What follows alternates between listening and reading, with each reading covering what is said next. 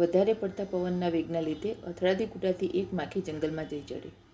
ત્યાં એક ફૂલ ઉપર મધમાખી બેઠી હતી. થોડીક વાર જોઈ રહી, પછી વિચારીને બોલી, તું કોણ છે અને આ શું કરે છે?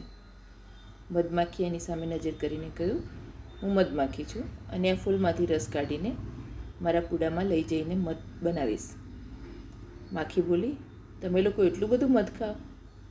ના, અમે બધું મધ ના ખાઈએ, પણ ફૂલ અને પત્તીઓના રસથી મધ બનાવીને ચારે બાજુ પૂડામાં એકત્રિત કરીએ, જેથી અંદર અમારા બાળકો ઠંડી અને ગરમીથી રક્ષણ મેળવી શકે અને પછી એ મધ બીજા પ્રાણીઓ વાપરી શકે. પણ દુઃખ એ વાતનું છે કે અમારા બાળકોનો વિચાર કર્યા વગર લોકો એને વાપરી નાખે છે. મધમાખી બોલી, તમે ક્યાં રહો? માખી બોલી, અમે તો જ્યાં ગંદકી દેખાય ત્યાં જઈ બેસી જઈએ. અને તમને તો ખબર છે કે ગંદકી બધી જ જગ્યાએ હોય, એટલે અમને કોઈ જાતની તકલીફ થાય નહીં. તકલીફ તમને થાય કે આટલી બધી મહેનત કરો તોય તમારા ભાગે કંઈ આવે નહીં.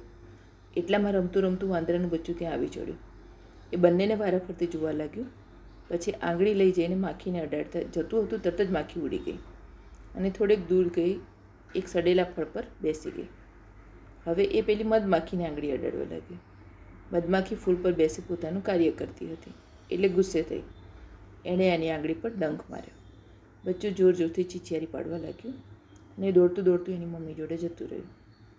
આ જોઈ માખી બોલી કે કામ તો તમે સારા કરો છો, તો પછી ગુસ્સો કેમ આટલો આવે છે? મને જુઓ, હું ઊભી થઈને બીજી જગ્યાએ જતી રહી ને? ત્યારે મધમાખી બોલી કે તારે તો ફક્ત જગ્યા સુધી બેસવાનું છે અને એ કેવી જગ્યા છે એ પણ નથી જોવાનું.